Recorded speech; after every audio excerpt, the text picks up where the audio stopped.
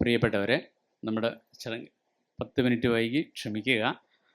നമ്മുടെ അതിഥികളെത്താൻ വൈകിയതാണ്. ഒരു അതിഥി മറ്റൊരു സെഷനിലേക്ക് പങ്കെടുത്തു. ഏതായാലും തുടങ്ങുകയാണ്. ഈ ചെറിയ ചടങ്ങിലെ അധ്യക്ഷനായി ഇരിക്കുന്നത് നമ്മുടെ പി അബ്ദുൽ ഗഫൂറാണ്, ജനയുഗം പത്രത്തിൻ്റെ എക്സിക്യൂട്ടീവ് എഡിറ്റർ. അദ്ദേഹത്തെ ഞാൻ അധ്യക്ഷനായി ക്ഷണിക്കുന്നു. ബാക്കി കാര്യങ്ങൾ അദ്ദേഹം നിയന്ത്രിക്കും. ഞങ്ങളുടെ സഹപ്രവർത്തകൻ ശ്രീ സുരേന്ദ്രൻ കൂത്തരൂരിൻ്റെ ആദ്യ കവിതാ സമാഹാരത്തിൻ്റെ പ്രകാശനമാണ് ഇവിടെ നടക്കുന്നത്. കരിമ്പന പുസ്തകം എന്ന പേരിൽ കഴിഞ്ഞ കുറച്ച് കാലമായി പുസ്തക പ്രസാധന രംഗത്തുള്ള അദ്ദേഹത്തിൻ്റെ ലേഖനങ്ങളുടെ സമാഹാരം ഉൾപ്പെടെ ചില പ്രസിദ്ധീകരണങ്ങൾ നേരത്തെ പുറത്തിറങ്ങിയിരുന്നു. അതിൻ്റെ തുടർച്ചയായിട്ടാണ് ഈ കവിതാ സമാഹാരം പ്രകാശന ചടങ്ങ് ഇവിടെ നടക്കുന്നത്. ഞാൻ കൂടുതൽ സംസാരിച്ച് സമയം കളയാൻ ഉദ്ദേശിക്കുന്നില്ല. നേരിട്ട് ചടങ്ങുകളിലേക്ക് കടക്കുകയാണ്. പ്രകാശന കർമ്മം നിർവഹിക്കുന്നത് നിങ്ങൾക്കെല്ലാം സുപരിതനായ MG ശശിഭൂഷൺ സാറാണ്. അതുപോലെ തന്നെ പുസ്തകം ഏറ്റുവാങ്ങുന്നത് രാഷ്ട്രീയ രംഗത്ത് എന്നതിനപ്പുറം സാമൂഹ്യ സാംസ്കാരിക രംഗത്തും തനതായ വ്യക്തിമുദ്ര പതിപ്പിച്ച രവിയേട്ടൻ എന്ന് ഞങ്ങൾ വിളിക്കുന്ന പന്ന്യൻ രവീന്ദ്രനാണ്. അതോടൊപ്പം പ്രഭാഷണം നടത്തുന്നതിന് ജനയുഗം പത്രാധിപരും മുൻ MLA യുമൊക്കെയായ രാജാജി മാത്യു തോമസ് ഇവിടെയുണ്ട്. ആദ്യമായി സംസാരിക്കുന്നതിന് ശശിഭൂഷൺ സാറിനെ ക്ഷണിക്കുന്നു. ബഹുമാനപ്പെട്ട അധ്യക്ഷൻ, ആദരണീയനായ ശ്രീ പന്ന്യൻ, ജനയുഗം പത്രാധിപർ ശ്രീ ഗഫൂർ, സുഹൃത്തുക്കളെ, ഞാനിവിടെ ഈ പ്രകാശന ചടങ്ങിൽ എത്തിയത് ശ്രീ പന്ന്യൻ്റെ പ്രസംഗം കേൾക്കാനാണ്. ഞങ്ങൾ പതിവായിട്ട് കണ്ടുമുട്ടുന്ന ഒരു സ്ഥലമുണ്ടായിരുന്നു തിരുവനന്തപുരത്ത് സ്റ്റാച്യു ജംഗ്ഷനിൽ MK ബുക്സിൽ. നിർഭാഗ്യവശാൽ ആ സ്ഥാപനം ഇപ്പോൾ അവിടെയല്ല പ്രവർത്തിക്കുന്നത്. അതുകൊണ്ട് ഞങ്ങൾ തമ്മിൽ കണ്ടിട്ടും കുറച്ചു കാലമായി. എന്നെ ഈ ചടങ്ങിലേക്ക് ആകർഷിച്ച മറ്റൊരു പ്രധാന കാരണം ശ്രീ സുരേന്ദ്രനുമായി എനിക്കുള്ള വർഷങ്ങൾ നീണ്ടു നിൽക്കുന്ന സൗഹൃദമാണ്. ഞാൻ ഗവൺമെൻറ് വിക്ടോറിയ കോളേജിലെ അധ്യാപകനായിരുന്ന നാളുകളിലാണ് ശ്രീ സുരേന്ദ്രനെ പരിചയപ്പെടുന്നത്. മറ്റുള്ളവരെ പ്രൊമോട്ട് ചെയ്യുന്ന, അതായത് തൻ്റെ സതീർത്ഥ്യരെ കുറിച്ച് എപ്പോഴും പറയുകയും തന്നെ പറ്റി പറയാതിരിക്കുകയുമാണ് സുരേന്ദ്രൻ്റെ പ്രത്യേകത.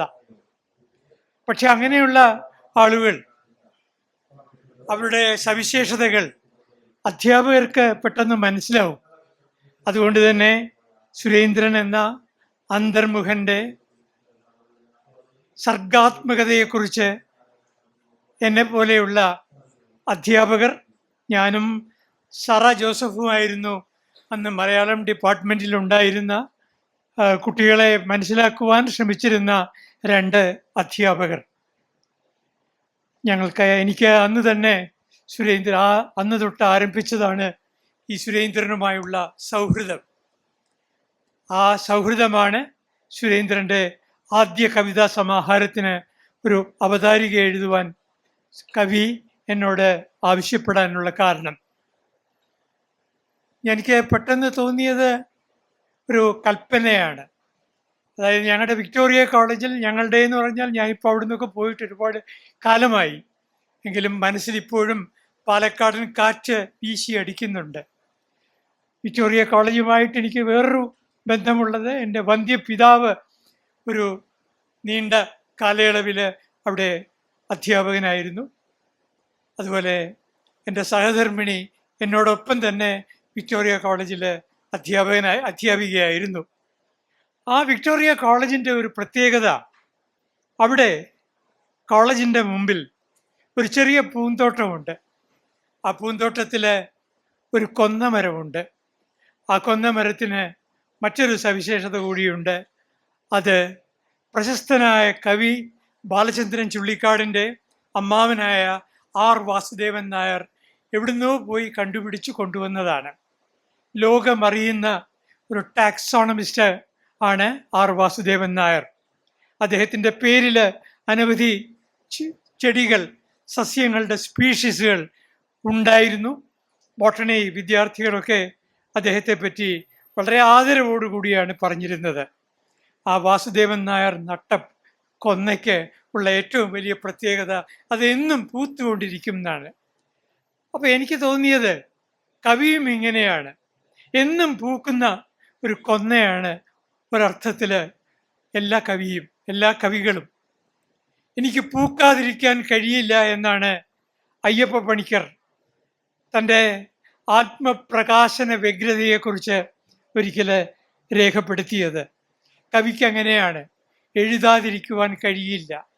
നമുക്ക് കുഞ്ഞുണ്ണി മാഷെ അറിയാം, എൻ്റെ തലമുറയ്ക്ക് വിശേഷിച്ചറിയാമായിരുന്നു. അദ്ദേഹത്തോടൊപ്പം യാത്ര ചെയ്യാൻ അവസരം കിട്ടിയിട്ടുണ്ട്, സംസാരിക്കുവാൻ അവസരം കിട്ടിയിട്ടുണ്ട്. കോഴിക്കോട് ജോലി ചെയ്യുമ്പോൾ അവിടെ മീൻചന്തയിലെ രാമകൃഷ്ണ ആശ്രമം ഹൈസ്കൂളിലെ അധ്യാപകനായിരുന്നു കുഞ്ഞുണ്ണി മാഷ്. എനിക്ക് പലപ്പോഴും തോന്നിയിട്ടുണ്ട് അദ്ദേഹം സംസാരിക്കുന്നത് തന്നെ കാവ്യഭാഷയിലാണ്. വളച്ചുകെട്ടില്ലാത്ത കാവ്യഭാഷ എന്ന് വേണമെങ്കിൽ പറയാം. ആ കാവ്യഭാഷയ്ക്ക് മറ്റൊരു പ്രത്യേകത കൂടി ഉണ്ടായിരുന്നു. അതിനകത്തൊരു കടങ്കഥയുണ്ടാവും, അല്ലെങ്കിൽ കടങ്കഥയുടെ ഒരു സ്വഭാവം ഉണ്ടാവും. അതുമല്ലെങ്കിൽ കടങ്കഥയുടെ ഒരു വ്യക്തിത്വം അതിൽ പലപ്പോഴും നമുക്ക് കണ്ടെത്താൻ സാധിക്കും. സുരേന്ദ്രൻ്റെ കവിതകളും അതിദീർഘങ്ങളായ കവിതകളല്ല, നീണ്ട കവിതകളല്ല. എൻ വി കൃഷ്ണവാര്യർ നമുക്കറിയാം, നീണ്ട കവിതകളിലൂടെയാണ് മലയാള സാഹിത്യ രംഗത്തേക്ക് കടന്നു വന്നത്. ആ മാനദണ്ഡം വെച്ച് നോക്കുമ്പോൾ താരതമ്യേന ഹ്രസ്വമായ ലഘു വരികളുടെ എണ്ണം കുറവായ കവിതകളാണ് സുരേന്ദ്രനും എഴുതിയിട്ടുള്ളത്. പക്ഷെ ആ കവിതയിൽ ചില ശക്തമായ ജീവിത നിരീക്ഷണങ്ങളുണ്ട്. ആ ജീവിത നിരീക്ഷണമാണ് ഒരു കവിയുടെ വ്യക്തിത്വം അടയാളപ്പെടുത്തുന്നത്. അതുകൊണ്ട് തന്നെ ഏറ്റവും സന്തോഷത്തോടു കൂടി ഈ കാവ്യ പുസ്തകത്തെ അവതരിപ്പിക്കുവാൻ ഒരു സന്ദർഭം ലഭിച്ചതിനെ ഒരു ഭാഗ്യമായി ഞാൻ കാണുന്നു.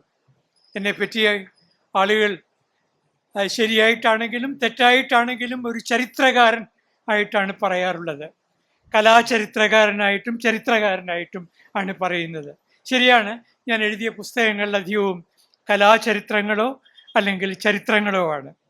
ഞാനും വിചാരിച്ചിരുന്നു ചരിത്രകൃതികളൊക്കെ എഴുതുന്നത് ഒരു വലിയ പ്രതിഷേധമൊന്നും ഉണ്ടാക്കുന്ന കാര്യമല്ലെന്ന്. പക്ഷേ ഏറ്റവും ഒടുവിൽ മാഞ്ഞുപോയ ശംഖുമുദ്ര എന്ന പേരിൽ തിരുവിതാംകൂറിൻ്റെ ചരിത്രത്തെപ്പറ്റി എഴുതിയപ്പോൾ സമാനതകളില്ലാത്ത ഭീഷണിയാണ് എനിക്ക് നേരിടേണ്ടതായിട്ട് വന്നത്. തിരുവനന്തപുരത്തുകാരൻ ആയിട്ടും അല്ലെങ്കിൽ തിരുവനന്തപുരത്ത് താമസിക്കുന്ന ഒരാളായിട്ടും ആ പുസ്തകത്തിൻ്റെ പ്രസിദ്ധീകരണം പിൻവലിക്കണം എന്ന് ആവശ്യപ്പെട്ടുകൊണ്ട് എനിക്ക് ചില ഭീഷണികളൊക്കെ ലഭിക്കുകയുണ്ടായി. അപ്പോഴാണ് ഞാൻ മനസ്സിലാക്കുന്നത് ഈ ഗ്രന്ഥരചന എന്ന് പറയുന്നത് അത്ര അനായാസമായ ഒരു പണിയല്ല. പക്ഷേ എനിക്ക് മുമ്പിൽ ഒരുപാട് മാർഗദർശികളുണ്ടായിരുന്നു. നമ്മുടെയൊക്കെ മുമ്പിലുള്ള മാർഗദർശിയാണ് പൊൻകുന്നം വർക്കി. അദ്ദേഹം ഒരിക്കൽ എന്നോട് തന്നെ പറയുകയുണ്ടായി, അദ്ദേഹം കഥ എഴുതുവാൻ തീരുമാനിച്ചത് അദ്ദേഹം എഴുതിയ ഒരു കഥയെ ഭീഷണിപ്പെടുത്തിക്കൊണ്ട് ഒരു ഊരി പിടിച്ച കത്തിയുമായി ഒരാൾ വന്നപ്പോൾ ആണ് ഞാനൊരു കഥാകൃത്തായി തന്നെ ജീവിതകാലം മുഴുവൻ തുടരും എന്ന് പ്രതിജ്ഞ എടുത്തത് എന്ന് പറയുകയുണ്ടായി. ഒരു അഭിമുഖത്തിലാണ് അദ്ദേഹം അങ്ങനെ പറഞ്ഞത്. അപ്പോൾ അതുപോലെ തന്നെ നമ്മൾ എഴുത്തുകാരനാകണോ ആകണ്ടയോ എന്നൊക്കെ നമ്മൾ തന്നെ സ്വയം ആത്മപരിശോധന നടത്തുന്ന സന്ദർഭങ്ങൾ ഇത്തരം ചില ഭീഷണികൾ ഉണ്ടാകുമ്പോഴാണ് സ്വാഭാവികമായി നമ്മൾ തന്നെ അതിനൊക്കെയുള്ള ചില ചോദ്യങ്ങളിലേക്കും വീണ്ടും വീണ്ടുമുള്ള ചോദ്യങ്ങളിലേക്കും ഒക്കെ പോകുന്നത്. കവിയുടെ നിലയും താരതമ്യേന അത്ര അനായാസമൊന്നും അല്ല. കവിയും ഇതുപോലെ തന്നെ ഒരുപാട് ചോദ്യങ്ങൾ, അത് നിരൂപണങ്ങൾ അല്ലെങ്കിൽ വിയോജിപ്പുകൾ അല്ലെങ്കിൽ വിപ്രതിപത്തികൾ ഒക്കെ നേരിടുവാൻ ബാധ്യസ്ഥനാണ്. ഇങ്ങനെയൊക്കെ ആണെങ്കിലും നമ്മുടെ നാട്ടിൽ ഇന്ന് ഏറ്റവും സജീവമായത് ഷാനർ, ലിറ്റററി ഷാനർ എന്ന് പറയുന്നത് കവിതയാണ്.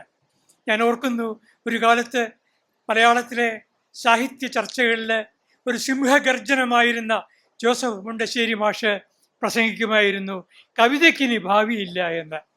പക്ഷേ ഇന്ന് ആ മുണ്ടശ്ശേരി മാഷുടെ വാക്കുകൾക്ക് പ്രസക്തി നഷ്ടപ്പെട്ടിരിക്കുന്നു.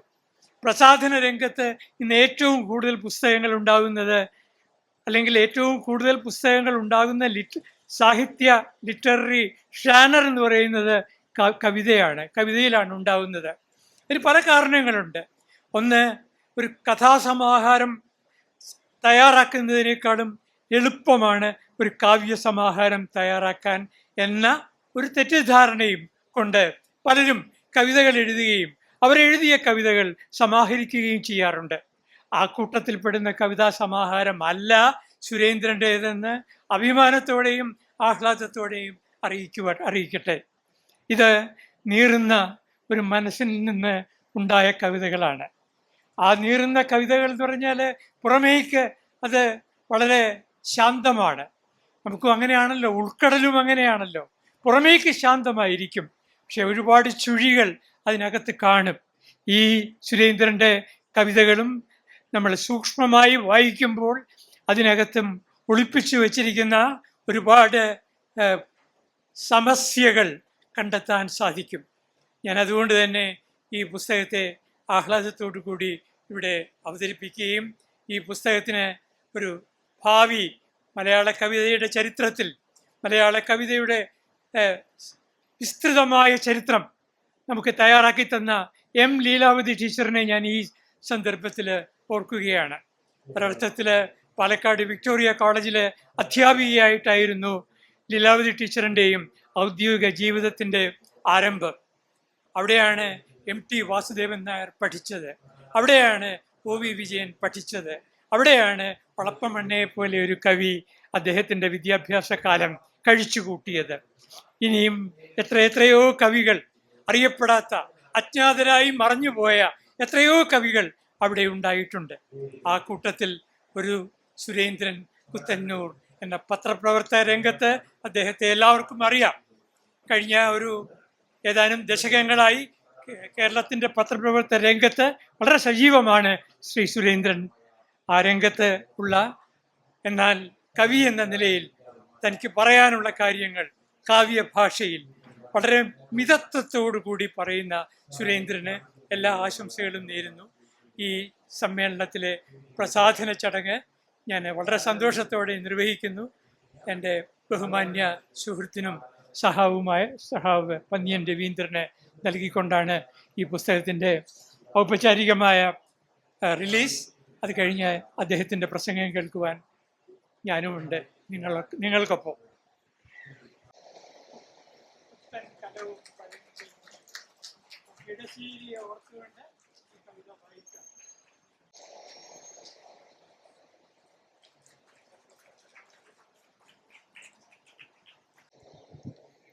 പ്രിയപ്പെട്ട അധ്യക്ഷൻ, വേദിയിലുള്ള ബഹുമാന്യരെ, സദസ്സിലുള്ള സഹോദരി സഹോദരന്മാരെ, ഗുരുജനങ്ങളെ, പ്രസംഗം ഇല്ല. ആകെ നമ്മുടെ സമയം അരമണിക്കൂറാണ്. ഇനി അരമണിക്കൂറിൽ ശേഷിക്കുന്ന 7 മിനിറ്റാണ്. 7 മിനിറ്റ് ഞാൻ പ്രസംഗം തുടങ്ങുമ്പോൾ തന്നെ പോവും. അതുകൊണ്ട് പ്രസംഗമില്ല. ഒരു കാര്യം പറയാം, സുരേന്ദ്രൻ്റെ കവിത എല്ലാവരും ഒന്ന് വായിക്കണം. കാവ്യരംഗത്ത് വന്ന പുതിയ മാറ്റം ആ കവിതയിൽ കാണാം. നമ്മൾ പലപ്പോഴും കവിത ഒരുപാട് വരികയാണ്, നല്ല കവിതയില്ല എന്നൊരു ചർച്ച നടത്താറുണ്ട്. എന്നാൽ ഇവിടെ നമ്മൾ ശ്രദ്ധിക്കേണ്ട ഒരു കവി വന്നിരിക്കുന്നു. ആ കവിതകൾ നാളത്തെ നമ്മുടെ യാത്രക്ക് ഒരു വഴിയൊരുക്കുക. ആ വഴിയാണ് നമുക്ക് വേണ്ടത്. അല്ലാതെ പബ്ലിസിറ്റിക്ക് വേണ്ടി ഉണ്ടാക്കുന്ന കവിതകളല്ല. അദ്ദേഹം അതല്ല ഉദ്ദേശിച്ചത്. ഞാൻ ഒരു കവിയായിരുന്നു ഒരിക്കൽ. അത് ആദ്യത്തെയും അവസാനത്തെയും ഏർപ്പാട് നിർത്തിയതാണ്. അതെൻ്റെ കുഴപ്പമല്ല, ഞാൻ ചെയ്തൊരു വികൃതിപ്പണിയാണ്. കാരണം എൻ്റെ കവിത ഒരു പത്രക്കാരും പ്രസിദ്ധീകരിക്കുന്നില്ല. അന്ന് ഈ ഗഫൂറും രാജാജിയൊന്നും ഇല്ലല്ലോ. അവരെല്ലാം തിരിച്ചയച്ച് അവസാനം എനിക്ക് തോന്നി അറ്റ കൈക്കൊരു പണിയുണ്ട്. എന്താ, പേര് മാറ്റി എഴുതാം. പേരോ സാധാരണ പേര് പോരാ, ഒരു പെണ്ണിൻ്റെ പേരായാൽ പെട്ടെന്ന് പ്രസിദ്ധീകരിക്കും. എല്ലാവരും പറഞ്ഞു ഒരു പെണ്ണിൻ്റെ പേരായ മതി. നമ്മളെല്ലാം കൂടി കണ്ടുപിടിച്ചൊരു പേരാ പ്രമീള. പ്രമീൾ എന്ന പേരിൽ കവിത അയച്ച് അടുത്ത ആഴ്ച പ്രസിദ്ധീകരിച്ചു. എൻ്റെ ജീവിതത്തിൽ ഏറ്റവും സന്തോഷമുള്ള ദിവസമായിരുന്നു അത്. കവിത വന്ന് ഞാൻ ആ മാതൃഭൂമി ആഴ്ചപ്പതിപ്പിലാണ് വന്നത്. ആ മാതൃഭൂമി ആഴ്ചപ്പതിപ്പെടുത്ത് തൊക്കിൽ വെച്ച് ഞാൻ ആളുകളെ കാണിക്കാൻ പോയി.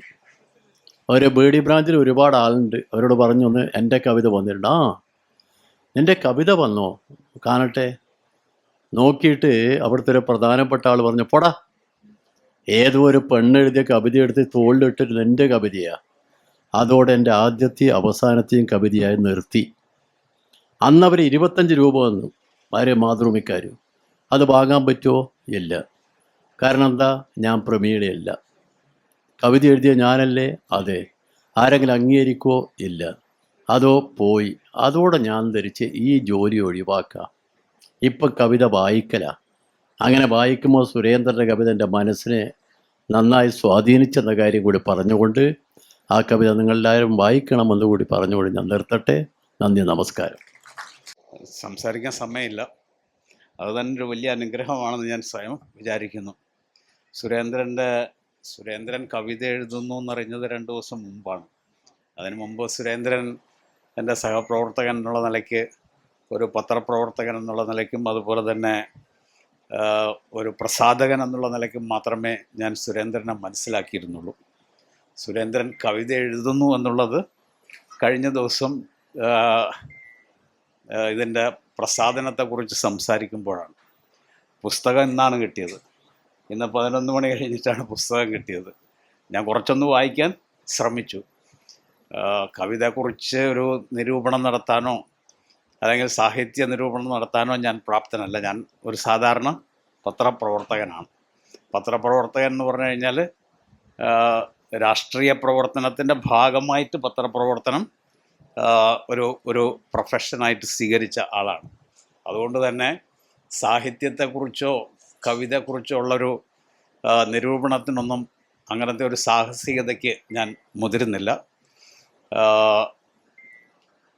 ഏതാനും കവിതകൾ ഞാൻ വായിച്ചു, ബാക്കിയുള്ളതും വായിച്ച് ആസ്വദിക്കാമെന്ന് മാത്രം വാഗ്ദാനം ചെയ്തുകൊണ്ട് ഞാൻ എൻ്റെ വാക്കുകൾ അവസാനിപ്പിക്കുന്നു. അതിൻ്റെ ആമുഖത്തിൽ സുരേന്ദ്രൻ പറഞ്ഞു വെക്കുന്നുണ്ട്, പലപ്പോഴായിട്ട് എഴുതിയ കവിതകളാണ്, പക്ഷെ അത് പ്രസിദ്ധീകരിക്കുന്നത് ഈ പ്രായത്തിലാണെന്ന്.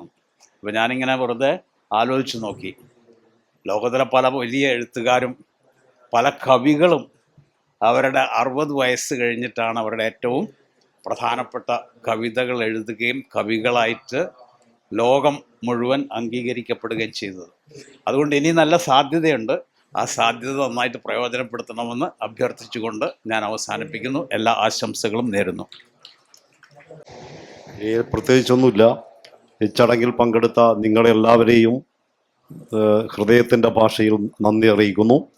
അതുപോലെ തന്നെ പുസ്തക പ്രകാശനം നിർവഹിച്ച ശശിഭൂഷൺ സാറ്, പുസ്തകം ഏറ്റുവാങ്ങിയ പന്ന്യൻ രവീന്ദ്രൻ, പ്രഭാഷണം നടത്തിയ ഞങ്ങളുടെ ജനൈകം പത്രാധിപർ രാജാജി എല്ലാവർക്കും നന്ദി പറയുന്നു. ഈ ചടങ്ങ് ഇവിടെ അവസാനിക്കുന്നു.